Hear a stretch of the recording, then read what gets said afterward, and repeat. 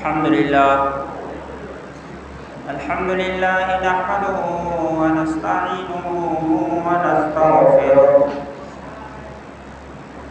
ونؤمن به ونتوكل عليه ونعوذ بالله من شرور أنفسنا ومن سيئات أعمالنا من يهده الله فلا مضل له ومن يضلله فلا هادي له ونشهد أن لا إله إلا الله وحده لا شريك له ونشهد أن سيدنا ومولانا محمدا عبده ورسوله صلى الله عليه وعلى آله وأصحابه أجمعين أما بعد فقد قال الله تبارك وتعالى في القرآن المجيد والفرقان الحميد أعوذ بالله من الشيطان الرجيم بسم الله الرحمن الرحيم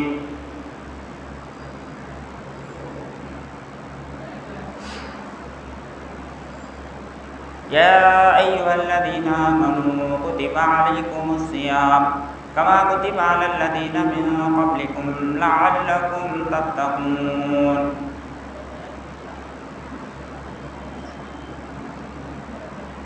كان رسول الله صلى الله عليه وسلم يجتهد في الأشهر الأواخر ما لا يجتهد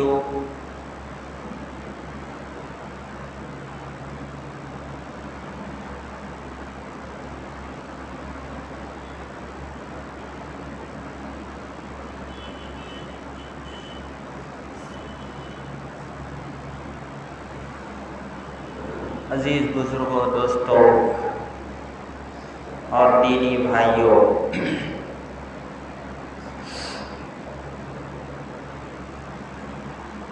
اللہ تبارک و تعالیٰ کا بہت ہی ہمارے اوپر احسان ہے۔ اس نے رمضان کی قیمتی ساعتیں ہم کو عطا فرمائیں۔ حسب توفیق اللہ نے روزے کا بھی موقع دیا اور تراویح بھی سننے کا موقع دیا، تراویح میں قرآن سننے کا موقع دیا، تراویح پڑھنے کا موقع دیا۔ تو یہ اللہ تبارک و تعالیٰ کا شکر کا وقت ہے کہ اللہ نے ہم کو نیکیوں کی توفیق دی ہے۔ کسی کو تلاوت کی توفیق دی، تہجد کی توفیق دی، اللہ کے راستے میں مال خرچ کرنے کی توفیق دی۔ جو جس انداز سے نیکیاں حاصل کر سکتا تھا اللہ نے اس کی توفیق دی، تو اس پر شکر ادا کرے اللہ کی۔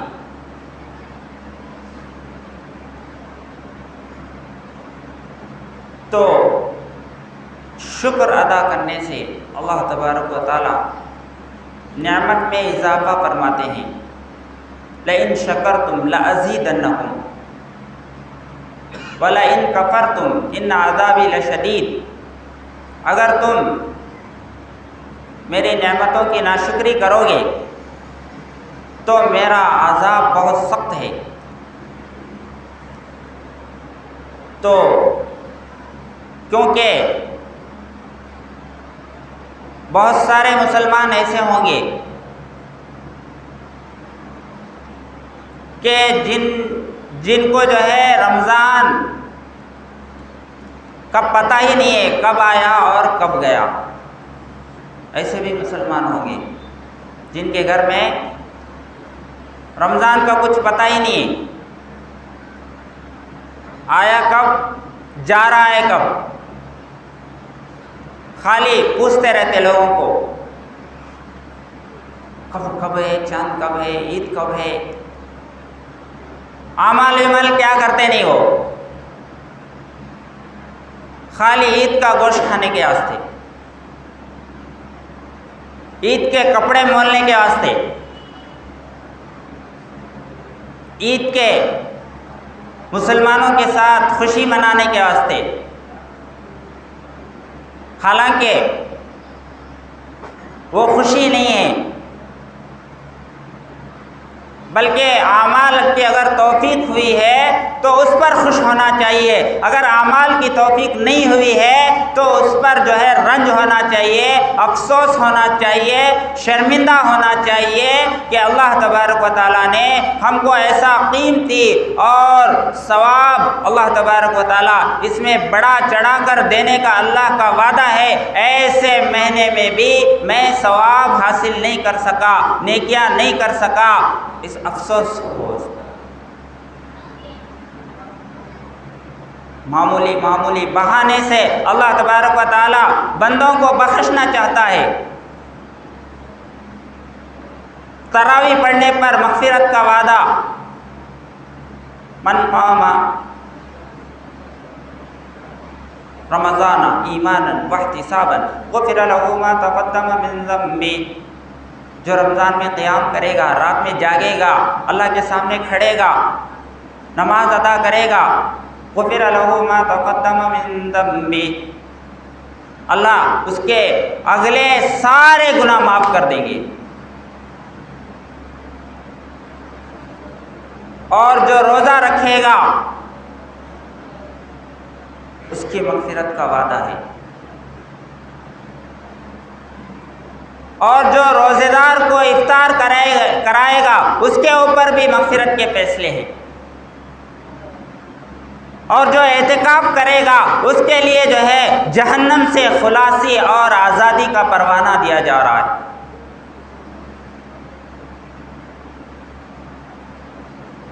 ایک نفل پڑھنے پر، فرض پڑھنے کا ثواب، فرض ادا کرنے پر 70 فرض ادا کرنے کا ثواب، 1 روپے خرچ کرنے سے 700 روپے خرچ کرنے کا ثواب، 70 روپے خرچ کرنے کا ثواب، معمولی بہانے سے اللہ تبارک و تعالی اپنے بندوں کو معاف کرنا چاہتا ہے، بندوں کو مغفرت کرنا چاہتا ہے۔ تو اگر ہم نے اس کی قدر نہیں کی تو اب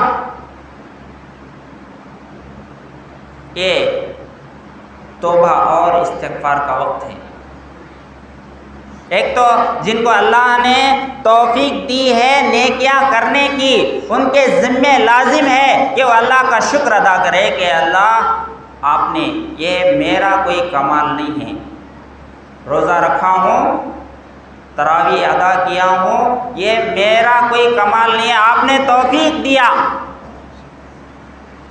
لا حول ولا قوت الا باللہ، نیکی کرنے کی طاقت نہیں ہے مگر اللہ کی طرف سے، گناہ سے بچنے کی طاقت نہیں ہے مگر اللہ کی طرف سے، یعنی اللہ جسے بچانا چاہتا ہے وہ گناہ سے بچتا ہے، اور جو نیکی کرنا چاہتا ہے اللہ جسے نیکی کرنے کی توفیق دیتے ہیں وہی نیکی کر سکتا ہے اور گناہ سے بچ سکتا ہے، ہمارا اس میں کوئی کمال نہیں ہے۔ تو کسی بھی عمل کے اختتام پر آدمی شکر ادا کرے اللہ تبارک و تعالیٰ کا کہ اللہ آپ کا شکر ہے کہ مجھے رمضان میں نیکیوں کی آپ نے توفیق دی، اور دوسرا توبہ اور استغفار کرنا ہے، کیوں؟ اس لیے کہ جیسے میں رمضان کی قدر کرنا چاہیے تھا ویسا نہیں کیا، جیسے نیکیاں حاصل کرنا چاہیے تھا، جیسے اللہ کی عبادت کرنا چاہیے تھا، جیسا روزہ رکھنا چاہیے تھا، اس کے مطابق میں روزہ نہیں رکھا، اور جیسے دھیان اور توجہ کے ساتھ تراویح پڑھنا چاہیے تھا اور قرآن کو غور سے سننا چاہیے تھا ویسا میں نہیں سنا۔ اے اللہ میری اس کوتاہی کو معاف فرما۔ روزے میں کوتاہیاں ہوئی ہے، رمضان میں نہ چاہتے ہوئے بھی گناہ ہوئے ہیں، اے اللہ اس کوتاہی کو معاف فرما۔ اے اللہ استغفار کرے، اللہ سے معافی مانگے کہ اللہ میں جیسے اس رمضان کو گزارنا چاہیے تھا، جیسا اس رمضان کی قدر کرنا چاہیے تھا میں ویسے نہیں کیا۔ اے اللہ مجھے مستقبل میں اگر رمضان ملے تو انشاءاللہ اور اچھی طرح سے اس کو گزاروں گا اور اچھی طرح نیکیاں کروں گا اور تجھے زیادہ سے زیادہ راضی کرنے کی کوشش کروں گا۔ استغفار، ندامت ہو اپنے کیے ہوئے عمل پر تو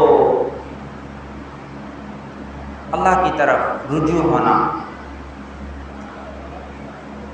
تو یہ اللہ کو بہت پسند ہے۔ اعمال کر کے پھر اللہ سے قبولیت کی دعا کرنا، جیسے ابراہیم علیہ السلام اللہ کا گھر بنائے،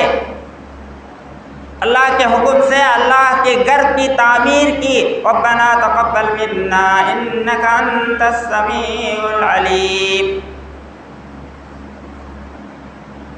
اے اللہ ہم نے آپ کے حکم سے گھر تو تعمیر کیا ہے، اے اللہ ہماری طرف سے اس عمل کو قبول فرما، انک انت السمیع العلیم۔ آپ بے شک سننے والے ہیں، جاننے والے ہیں۔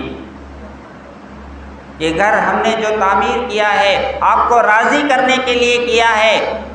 یا واہ واہ حاصل کرنے کے لیے ہم نے گھر تعمیر کیا ہے؟ یہ آپ کو معلوم ہے، سمیع سننے والا ہے، علیم دل کے اندر کیا جذبہ ہے، اس گھر کو بنا کر کیا جذبہ اس دل میں ہے تو اچھی طرح جانتا ہے۔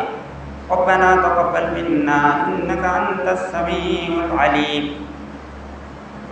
تو اللہ کا گھر بنا کر نبی پیغمبر جو ہے قبولیت کی دعا مانگ رہا ہے، جبکہ نبی کے اندر ریاکاری نہیں ہوتی، شرک نہیں ہوتا، دوسروں کو خوش کرنے کے لیے نبی جو ہے کوئی عمل نہیں کر سکتا، لیکن ہم جو ہے ہمارے اندر یہ جو ہے یہ ہو سکتا ہے کہ ہم نے دکھاوے کے لیے تراویح پڑھی ہو، ہم نے دکھاوے کے لیے روزہ رکھا ہو، تو قبولیت کی اللہ سے دعا کریں، اے اللہ جیسے بھی میں نے رکھا ہے، اے اللہ جیسے بھی میں نے پڑھا ہے، اگر ریاکاری آ گئی ہے تو اس کو معاف فرما اور اس کو قبول فرما اور اس کے بدلے میں میری مغفرت کا پروانہ عطا فرما۔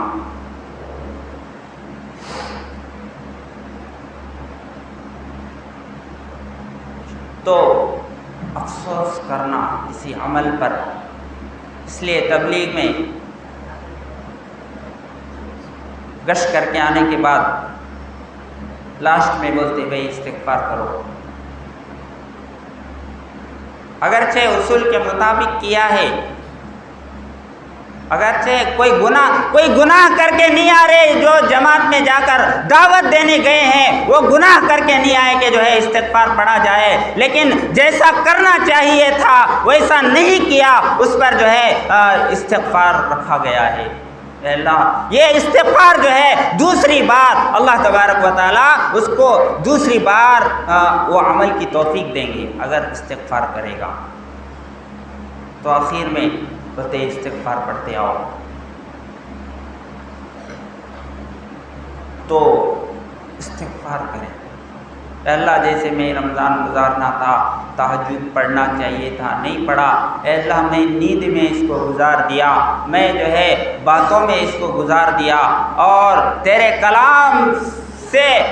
میں رشتہ جوڑنا چاہیے تھا لیکن تیرے کلام سے رشتہ نہیں جوڑا، آدمیوں سے رشتہ جوڑا میں، نئے نئے لوگ آتے رمضان میں،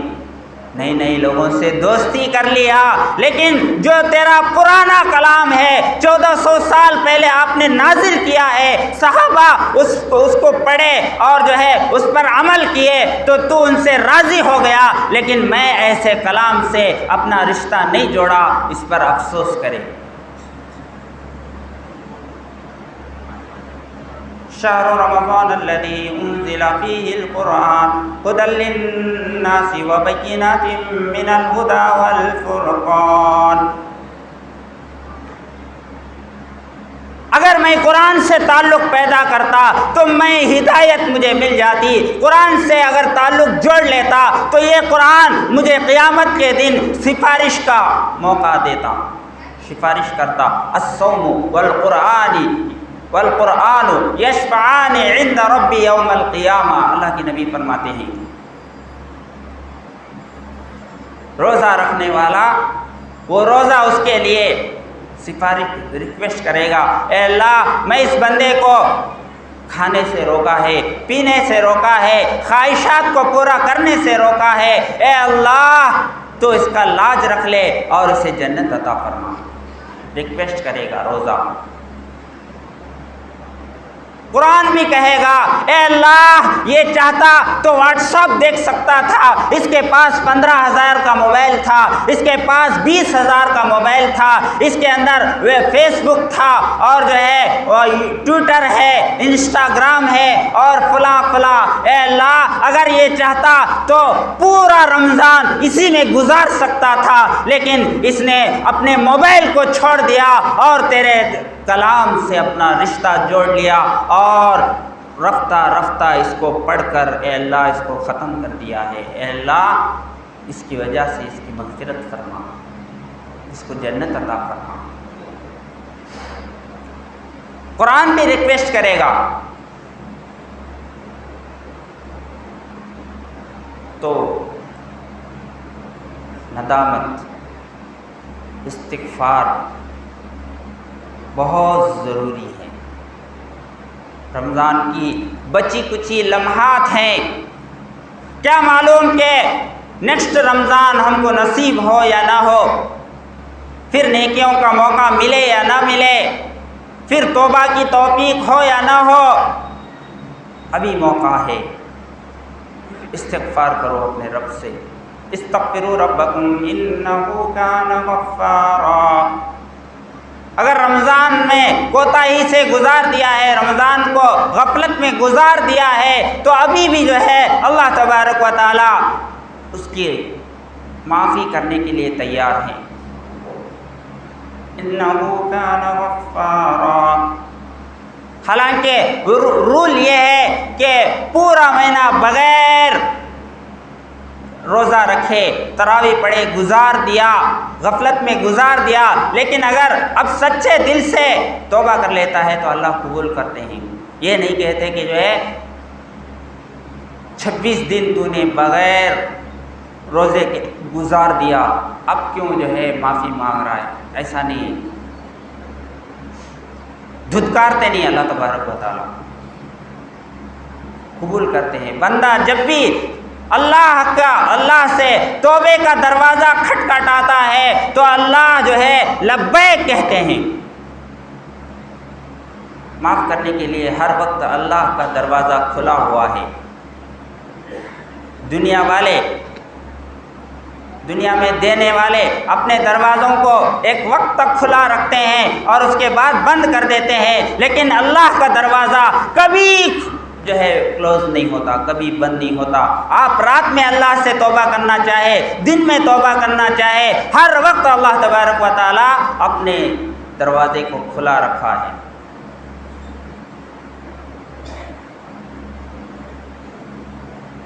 حضرت ابراہیم بن ادم رحمۃ اللہ علیہ اللہ والے ہیں، ظہر کی نماز پڑھ کے باہر نکلے، ایک بوڑھا آدمی آیا، کہا کہ آپ نماز پڑھ لیے؟ بوڑھا آدمی نے پوچھا کیا جماعت سے نماز ہو گئی؟ انہوں نے کہا ہاں میں نماز پڑھ کے باہر آ رہا ہوں۔ اس بوڑھے آدمی نے کہا ہائے افسوس، میری جماعت کی نماز چلی گئی،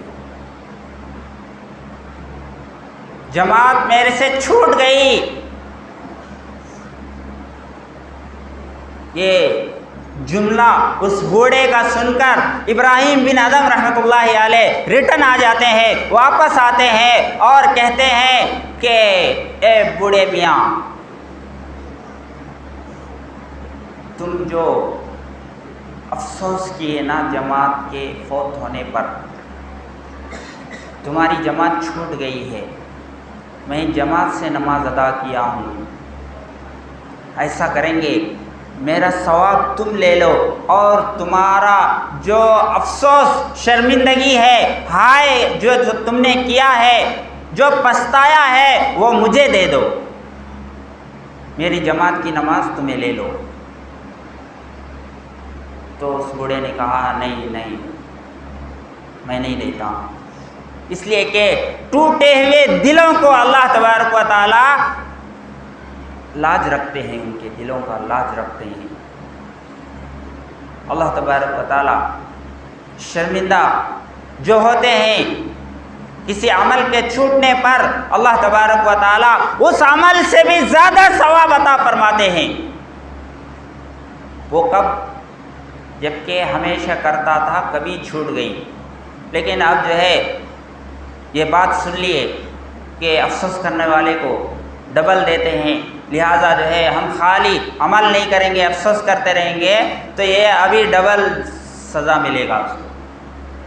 ایک تو عمل نہیں کر رہا ہے، پھر جو ہے اس کے اوپر افسوس کر رہا ہے، کئی کو ڈبل ثواب ملے گا، ڈبل عذاب ملے گا اس کو۔ تو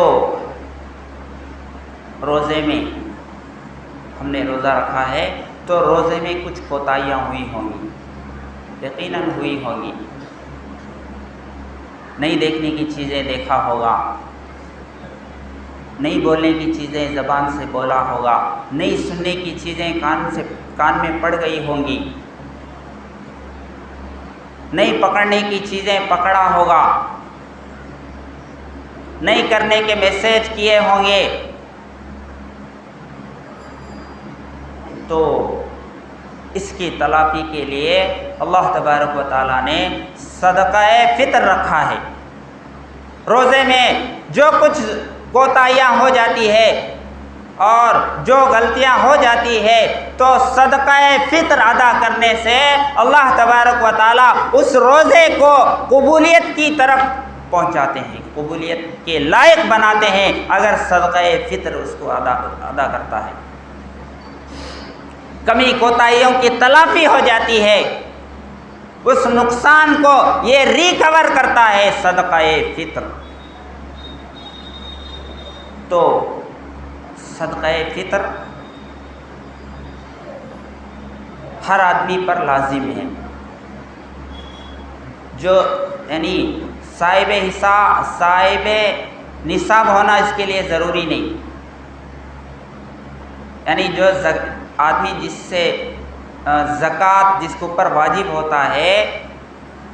اتنا مال رہنا اس کے پاس ضروری نہیں، بلکہ اس کے ضروریات زندگی سے زیادہ جو بھی ہوگا اگر وہ نصاب کو پہنچتا ہے،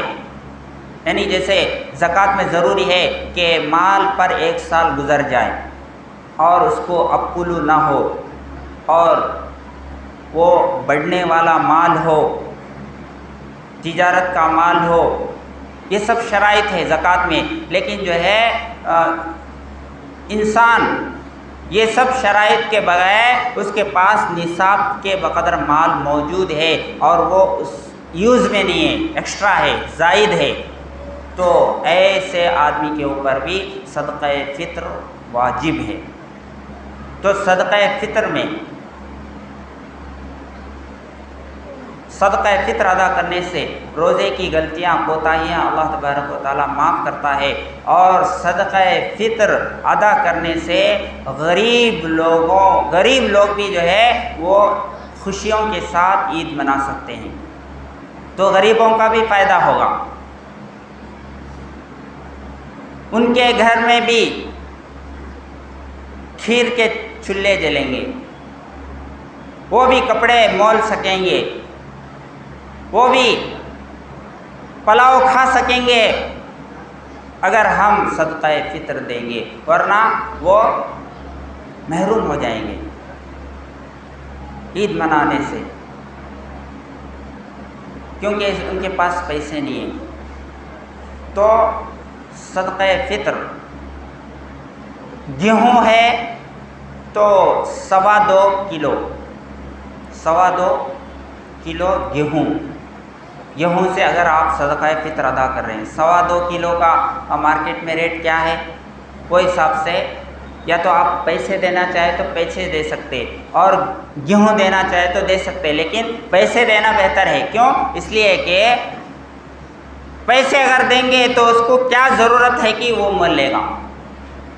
گیہوں دیں گے تو پھر جو ہے بیچنا پڑے گا، پھر جو ہے دوسرا کم دام میں لیں گے، پھر پریشانی ہو جائے گی اس کو، لیکن اس کی قیمت اگر آپ دیں گے تو یہ اس کے لیے فائدہ مند ہے، غریب کو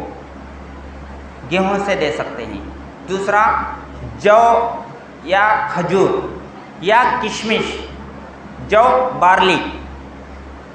بارلی کیسا کیجی ہے، اور کشمش ہے، کھجور ہے، اگر اس سے آپ صدقہ فطر ادا کرنا چاہیں گے تو 4.5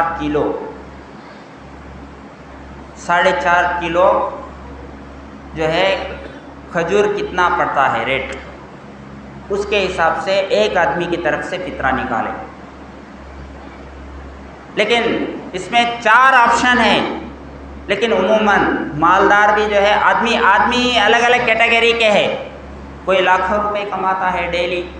کوئی 100 روپے کماتا ہے، کوئی 10,000 کماتا ہے، کوئی 20,000 کماتا ہے، تو اپنی کمائی کے حساب سے صدقہ فطر نکالنا چاہیے۔ لاکھوں روپے کمانے والا 100 روپے نکال رہا ہے، یعنی جو گیہوں کا جو چیپ کوالٹی صدقہ فطر جو ہے نکال رہا ہے، یہ مناسب نہیں، وہ کھجور کا نکالے۔ 4.5 kg جو ہے کھجور، اس کا جو ہے قیمت جو بنتا ہے وہ مارکیٹ میں معلوم کر کے اس کے حساب سے نکالے، تو اس سے کیا ہے غریب کو ابھی زیادہ فائدہ ہوگا، خوش ہوگا، وہ دعائیں دے گا۔ تو یہ صرف جو ہے اپنے لیے عید منانا نہیں ہے، اسلام پر قربان جائے کہ اسلام عید منانے کا طریقہ بھی سکھاتا ہے اور غریبوں کا حق ادا کرنے کا حکم بھی دیتا ہے۔ صرف تم عید منا کر خوش ہو جاؤ اور غریبوں کو پوچھو نہیں، ایسا نہیں، بلکہ تمہاری خوشی میں غریبوں کو بھی شریک کرو، بیواؤں کو شریک کرو، یتیموں کو شریک کرو، بے سہاروں کے لیے ان کے عید کا انتظام کرو۔ اللہ تبارک و تعالی کہنے سننے سے زیادہ عمل کی توفیق عطا فرمائے۔ وآخر دعوانا الحمد للہ رب العالمین۔